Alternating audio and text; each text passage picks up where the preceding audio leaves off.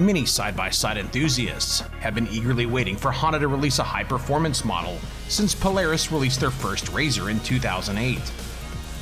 Well, the Rhino may have started this new trend in off-road fun, but the all-new Polaris RZR has definitely raised the fun factor to an all-new level.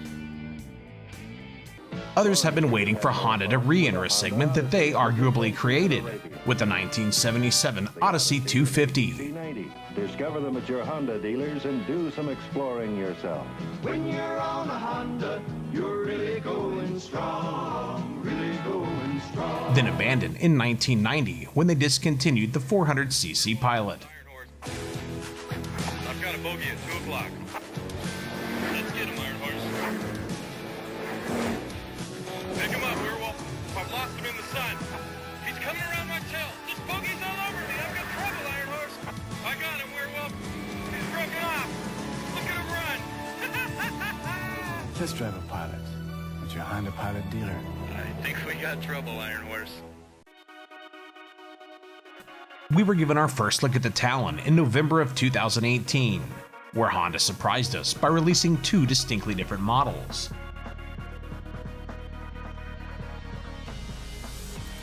The 68.4-inch wide Talon 1000R, developed with an emphasis on conquering rough, wide-open terrain at high speeds. The 64-inch wide Talon 1000X, featuring a slightly different rear suspension and a small reduction in overall dimensions, in search of quicker handling, maneuverability, and precision on tighter trails. After several months of anticipation and speculation, the time has finally come to put Honda's new Talon to the test. UTV On Demand's test of the 2019 Honda Talon 1000R and 1000X was made possible by Maxima side-by-side engine oil, an ester-based full synthetic oil blended with a unique balance of surface-active, anti-wear, and extreme pressure additives to ensure smooth, trouble-free operation under extended periods of use. Lower operating temperatures increase horsepower and keep your engine running clean with Maxima side-by-side synthetic oil, the only oil formulated specifically for your high-performance UTV. Hey, I'm Alan Knowles from CT Racing, out here with UTV On Demand.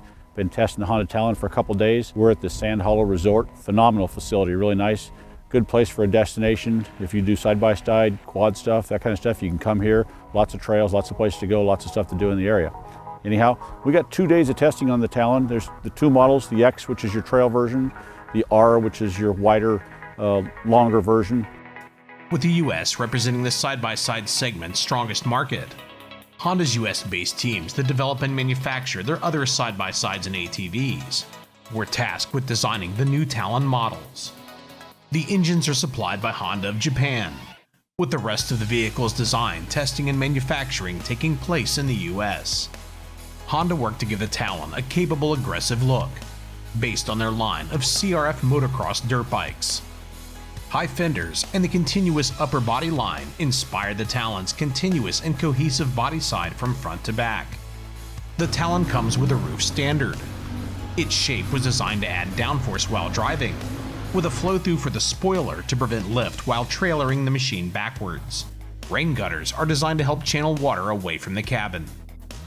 The engine and transmission are a pumped-up version of the ones used in Honda's Sport Utility Pioneer 1000 side-by-side, with a top end originally borrowed from Honda's Africa Twin motorcycle. While the Talons are said to produce a modest 104 horsepower, Honda worked to optimize the engine's sporty power delivery, with an emphasis on strong low to mid-range horsepower and torque, displacing 999 cc's with a somewhat conservative 10-to-1 compression ratio. The parallel twin features a 270-degree firing angle, moving the firing of the pistons closer together to maximize torque and traction. The head features 4 valves and Honda's Unicam design per cylinder, which has proven extremely reliable in their CR and TRX 450 models. Boosting engine performance for the Talon, the unique cam profile features more lift and duration, accompanied by new intake port specs. The fuel injection's 46mm throttle bodies are 9% larger than those used in the Pioneer, and are able to deliver 18% more fuel if needed. A purpose-built intake and exhaust are said to enhance the engine's sporty character and sound. Oil is circulated throughout the engine via dry sump lubrication, with an oil pan and tank shape that's designed to help ensure stable lubrication during aggressive driving. A multi-port oil jet lubricates the Talon's piston, reducing temperatures. The engine mounts in the frame with 4 automotive-style rubber engine mounts, with design and location optimized for the Talon to reduce vibration and enhance strength. Motorcycle-inspired radiator shrouds and side vents, along with a 340mm cooling fan, provide airflow to the largest radiator used in any Honda side-by-side. Honda's 6-speed dual-clutch transmission takes advantage of direct gear-on-gear drive, eliminating the power loss associated with CVT transmissions. The unique sub-transmission offers the benefit of high and low ranges in all gears, for varying terrain and the use of different sized tires. The transmission offers 2 auto-shift modes, normal and sport, in addition to full manual control with the steering wheel mounted paddle shifters. Shift times have been reduced by a claimed 50% compared to the Pioneer. In automatic normal mode, the computer measures throttle position and input, RPMs, speed, and brake input to determine whether you're driving casually or aggressively, and tries to adjust accordingly, delivering more performance or a quieter ride. Or you can select Automatic's higher revving sport mode, programmed to shift up and down at a higher RPM. The paddle shifters can be used to override the automatic transmission's gear selection for whatever reason, after which the transmission will revert back to its regularly scheduled programming. The Talon's clutch engages automatically when shifting. It received an increase in oil flow for better cooling, and an over-temp indicator light. Unlike some of their competitors, Honda claims that the Talon's drivetrain was designed to withstand repeatedly landing from jumps on the gas, the way that ATV and dirt bike racers are accustomed to driving. While on the move, a button on the center dash lets you select between standard 2-wheel drive and Honda's unique i4-wheel drive. Honda claims that their i4-wheel drive system delivers the traction of a locking front differential without the increase in steering and other drawbacks. i4-wheel drive features a limited slip front differential that works with a computerized brake control. More on that later. If it senses a front wheel is slipping, it applies braking force to that wheel. The differential multiplies the force, then transfers the power to the wheel that's getting traction.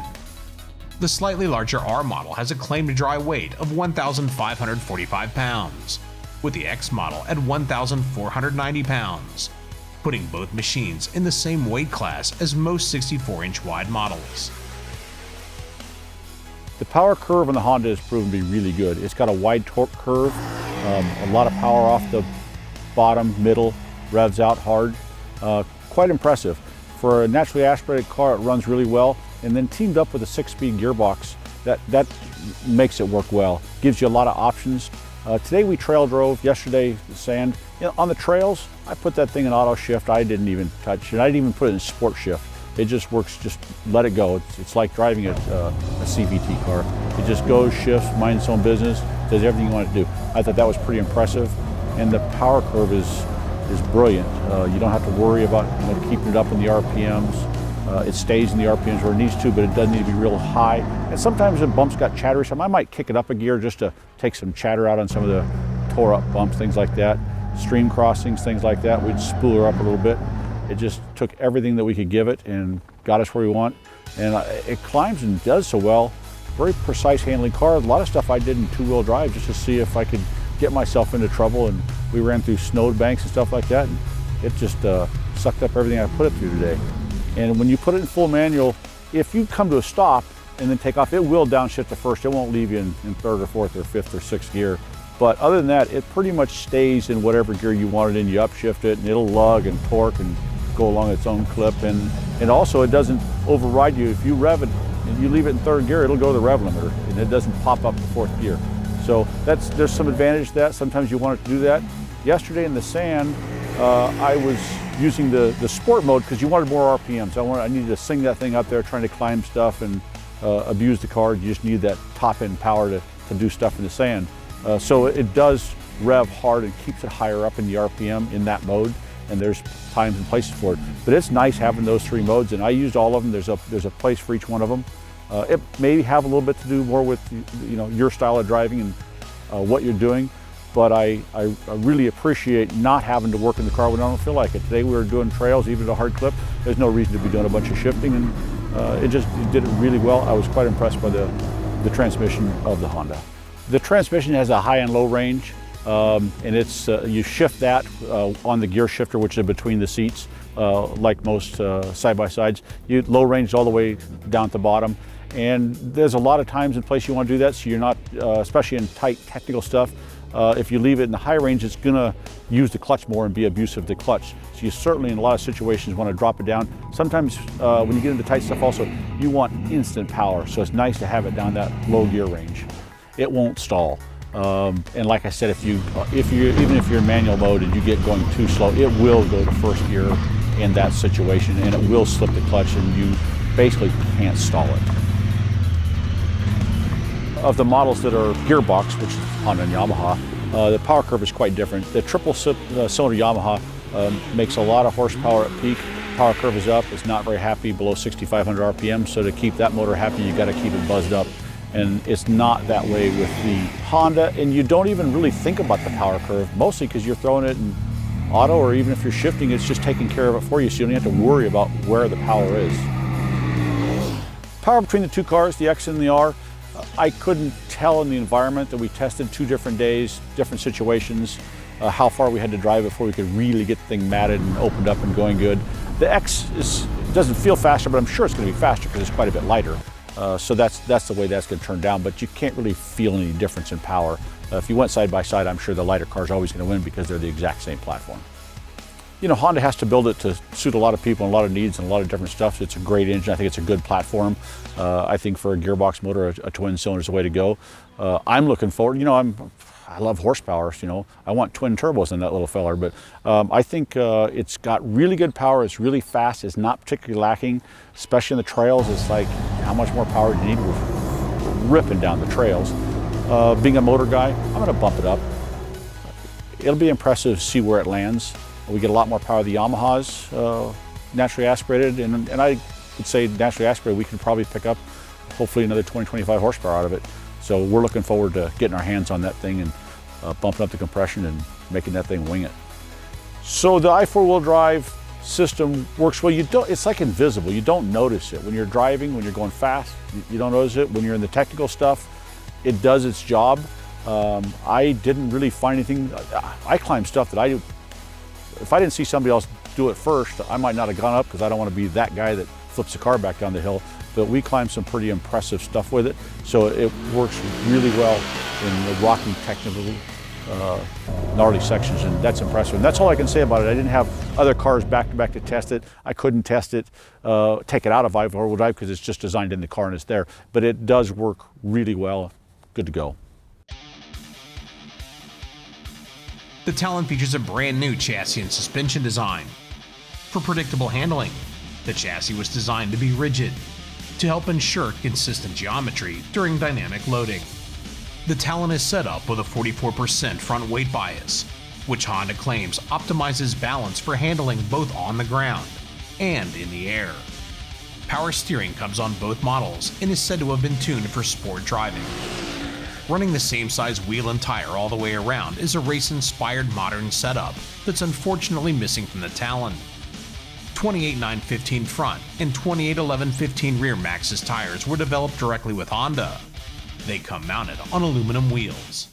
The dimensions and suspension travel of the 1000R lie somewhere between the 64 and 72-inch wide machines currently on the market. With a 92.7-inch wheelbase, the 68.4-inch wide 1000R features dual A-arm front suspension with 17.7 inches of wheel travel. Out back, a 4+link trailing arm setup is designed to control tire toe changes throughout its 20.1 inches of travel. Fox Podium 2.5 shocks feature dual-rage springs with preload and crossover adjustability. They're compression damping adjustable, but simplified a bit for the use of the average consumer, with Fox Quick Switch 3 setup, offering 3 different compression tunes for comfortable cruising, general sport riding, and aggressive driving, or driving while loaded down.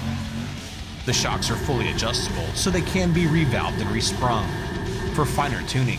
Fox can swap out the 3-position adjuster for their dual-speed compression one, providing much finer tuning between fully soft and fully firm, with some sacrifice in the overall range of adjustment.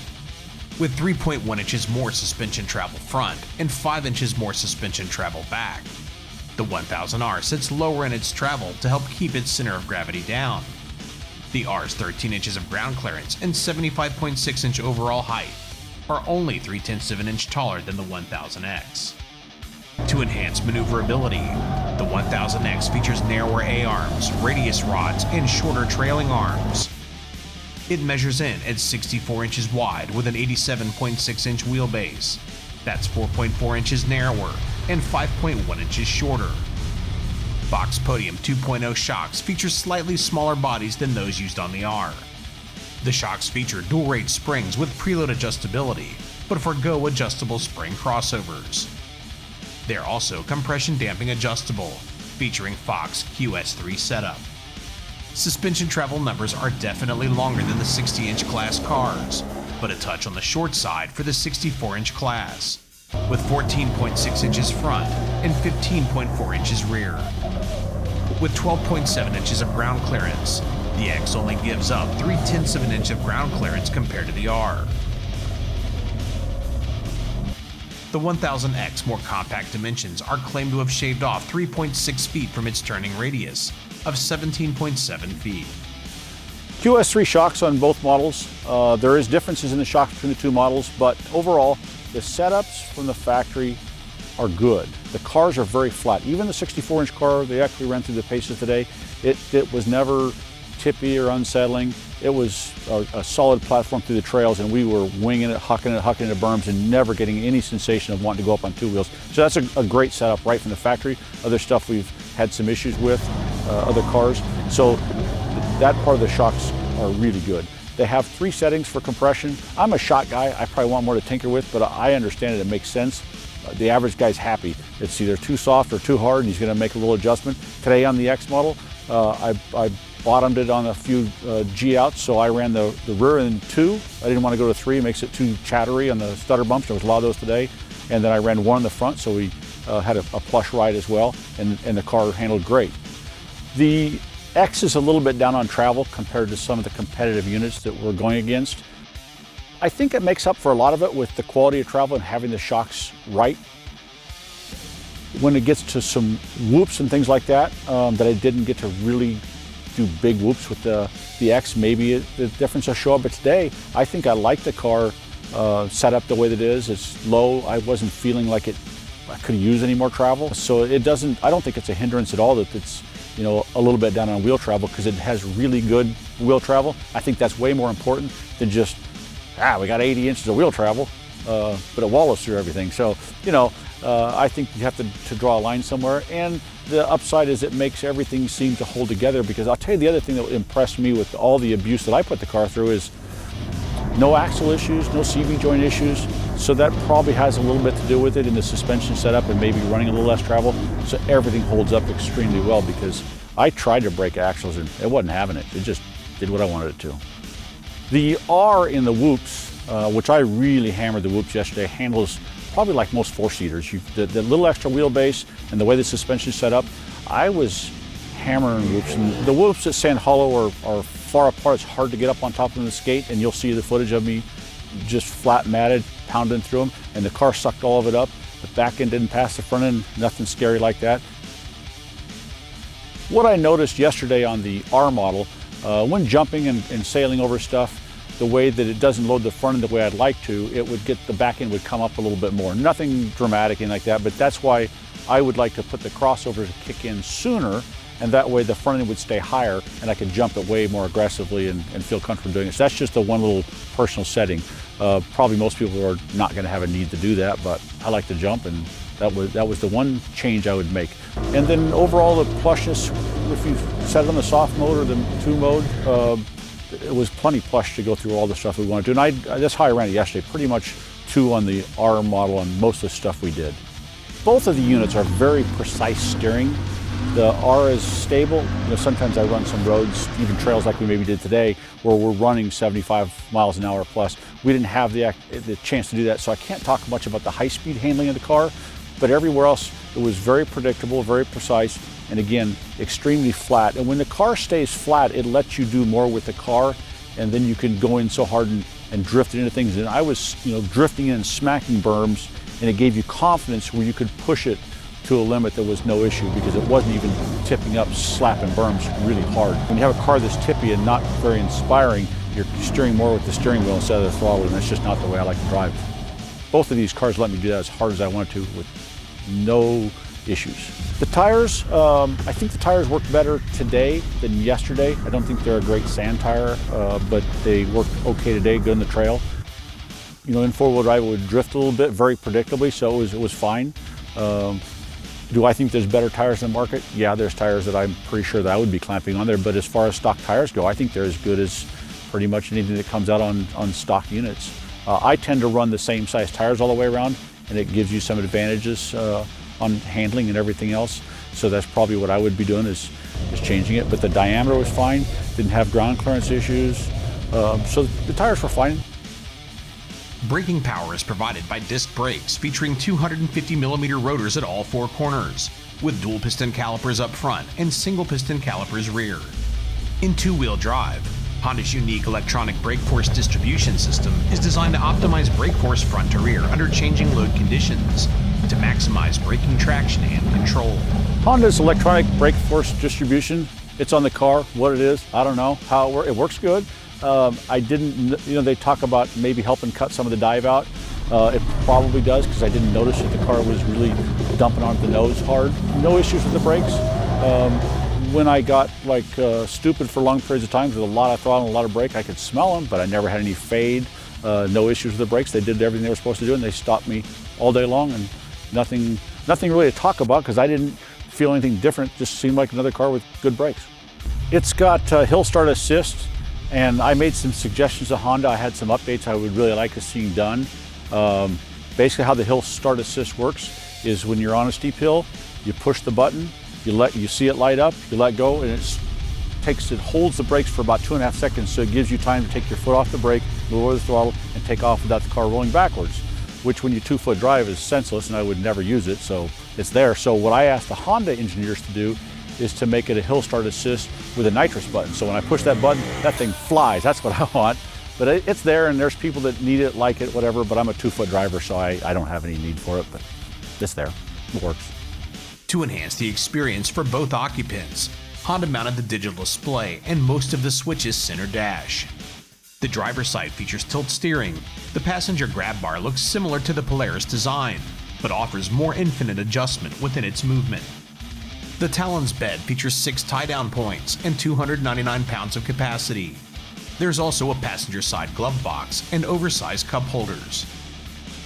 The interior comfort, the comfort of the car, ergonomics, it's like most of the side-by-sides in the market. They're too small for me. I'm 6'4", I'm cramped in it, but I get by. I've done everything else. The car's just a little bit narrower. My elbow catches the door, but nothing abrasive, didn't bother me, but I just noticed it's a little bit tighter squeeze than some of the other cars out there. But overall, the seat's good, the seat's planted. The slider is the best slider on the market, phenomenal. Even through the sand and dirt and all kinds of crud in the car, you can adjust the seat forward, back. That's the driver's seat, the passenger doesn't move. The passenger has better ergonomics probably in any car because you've got a couple of footwells to put your feet on, and then down the middle you got a couple of 6 inches or better, so you can stretch out a little bit, so that's pretty good.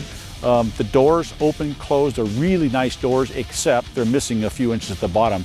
I would have liked to have seen something on them. A lot of companies will be selling an aftermarket. I think it should have come in the car, and then you just take it off if you don't want to use it. But that's the way they chose to put the car out. But overall, it's a quality door with a quality latch. It does have window nets above the doors. I've never run anything except a race car with window nets, and I don't think I would take them out. It's kind of cool. They're not that big a deal to clip in, clip out, open the door, get in and get out.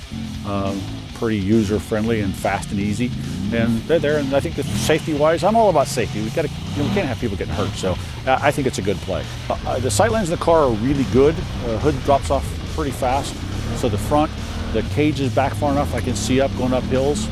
That's good. The rear view mirror, I think Honda put a probably their aftermarket mirror. I don't think that it comes with a mirror, but all the cars had mirrors in them, and they were good mirrors, and so I could see out the back.